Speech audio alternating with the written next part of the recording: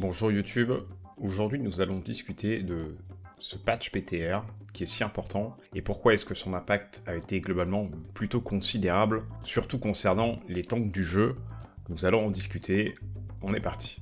Au dernier patch, j'avais personnellement l'impression qu'on mettait les shields et on n'avait pas vraiment de récompense, qu'on n'était pas nécessairement récompensé pour nos tirs ou pour nos actions, pour nos prises de décision. On tirait sur des shields la majorité du temps, et c'était particulièrement chiant. On n'agressait pas, on était plus ou moins réactif, plus qu'autre chose, ni agressif, ni proactif, et même parfois, je dirais qu'on était même plutôt passif, dans certaines circonstances, quand on avait un bastion derrière un shield et qu'on jouait autour de lui. Parce qu'on savait pertinemment que les shields, ils avaient le dessus sur absolument tout, et sur n'importe quelle compétence active du jeu. Le terme skill était globalement plutôt défini sur comment est-ce qu'on joue derrière le shield, enfin, qui est derrière le shield et à quel moment. Enfin, c'était particulièrement chiant, et en plus, très facile à exécuter. On ne devait pas vraiment gérer nos cooldowns, c'était vraiment...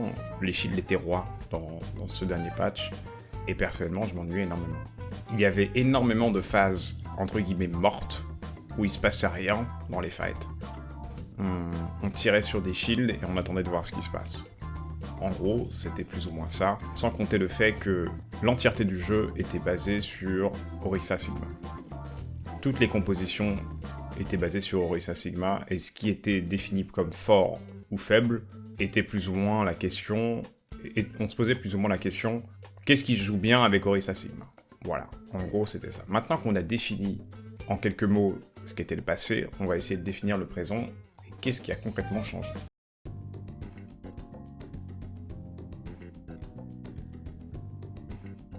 La manière dont on interagit avec les shields a considérablement changé. Pour moi, c'est de très loin ce qu'il y a de plus positif avec ce patch, car je savais que même si Orisa Sigma c'était toujours top tier, je savais pertinemment qu'on allait de toute façon être gagnant parce que le jeu allait changer dans ses fondamentaux et la manière dont on interagit avec les shields. Personnellement, lorsque j'ai essayé ce nouveau patch, j'avais l'impression de redécouvrir le jeu sur vraiment beaucoup d'aspects en termes de tanking, et ça m'avait pas fait cet effet depuis longtemps. Il est maintenant très facile de mourir, c'est extrêmement facile de mourir si on fait une petite erreur de positionnement, et c'est vraiment une bonne chose pour le jeu d'une manière générale, parce qu'un bon positionnement est récompensé. Si vous avez un très mauvais positionnement, il sera automatiquement puni. Le jeu est beaucoup plus punitif sur énormément d'aspects, et ça c'est vraiment quelque chose que j'ai très grandement apprécié. C'est une super chose. Parce que je sais pertinemment que les meilleurs joueurs auront les meilleurs positionnements, et par conséquent, ils seront récompensés, et donc ils gagneront la game. Et ça, c'est incontestable. C'est vraiment l'Overwatch qu'on veut absolument tous voir. Le thème récurrent du patch est de faire en sorte que les tanks aient un rôle qui soit beaucoup plus actif dans leur manière de faire, et c'est-à-dire de faire en sorte que l'on soit moins dans une phase entre guillemets morte, comme on était dans le précédent patch où ça durait infiniment trop longtemps. Maintenant, elle est vraiment très courte, le temps de shooter sur des shields c'est court, et on sent qu'on a vraiment un impact lorsqu'on tire, et qu'on est récompensé pour ces tirs-là en question. C'est rapide, c'est fluide, et c'est vraiment l'Overwatch de 2016 qu'on aimait tous à ce moment-là. Et ça, ils l'ont compris. Et on peut aussi noter que les compétences actives ont un cooldown qui est assez court, ce qui donne une importance beaucoup plus globale, on va dire, au fait de prendre la bonne décision en termes de mitigation de dégâts lorsqu'on joue tank.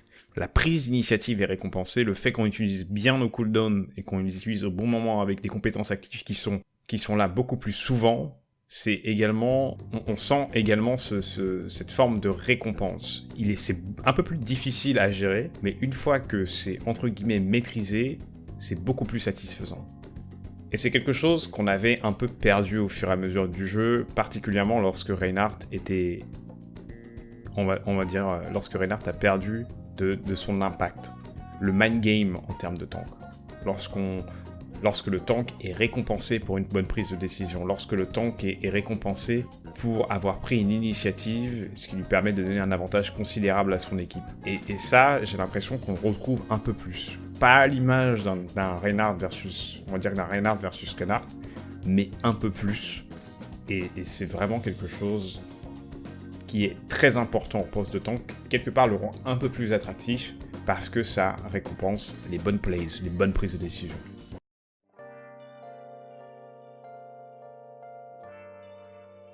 Pour l'instant, nous sommes encore dans une phase globalement d'expérimentation pour comprendre jusqu'à quel point est-ce que le jeu a changé et quelle est la meilleure stratégie possible.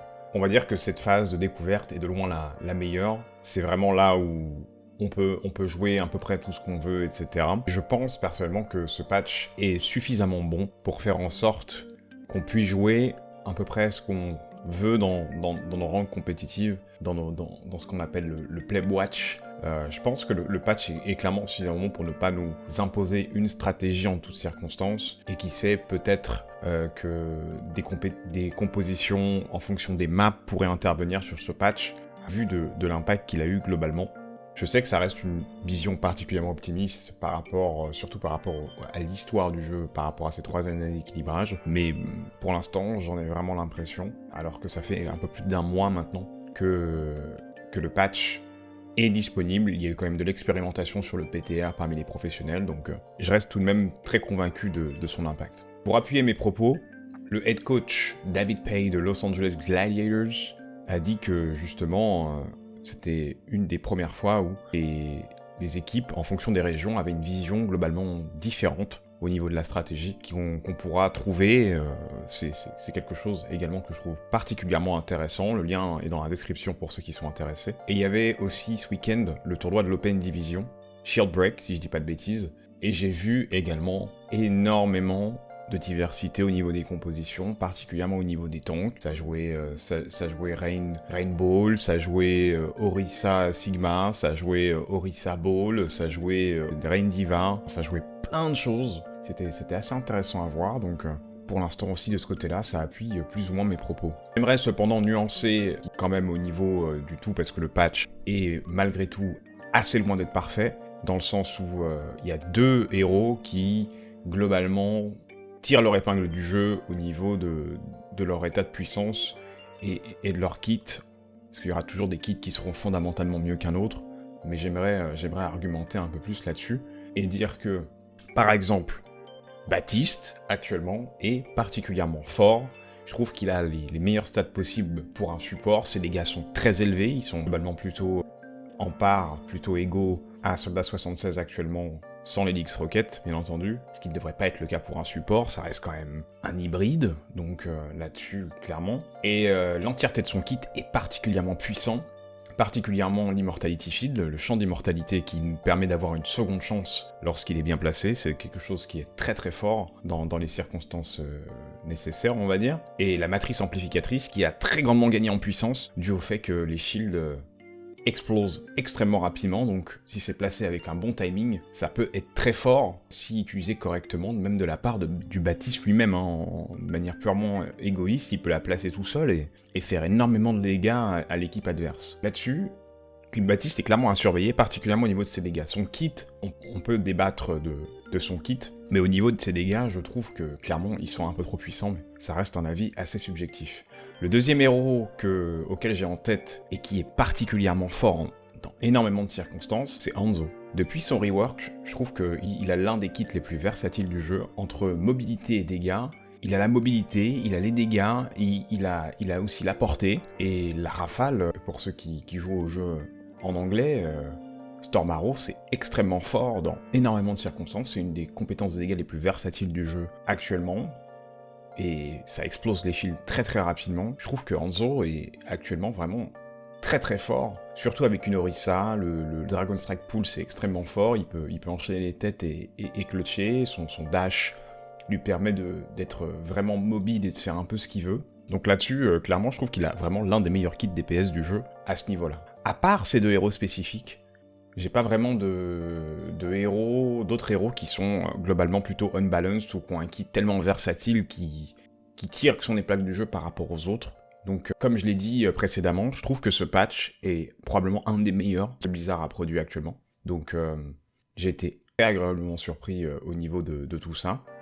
Et franchement, je suis clairement optimiste pour l'avenir. J'espère qu'on aura une très grande forme de diversité, particulièrement dans nos games compétitives, et idéalement en Overwatch League, qui donnera le jeu, on va dire, une toute autre dimension, et que ce sera bien pour nous tous. Voilà. Merci d'avoir regardé cette vidéo. N'hésitez pas à laisser un pouce bleu ou un commentaire. Je vous dis peace, et à une prochaine.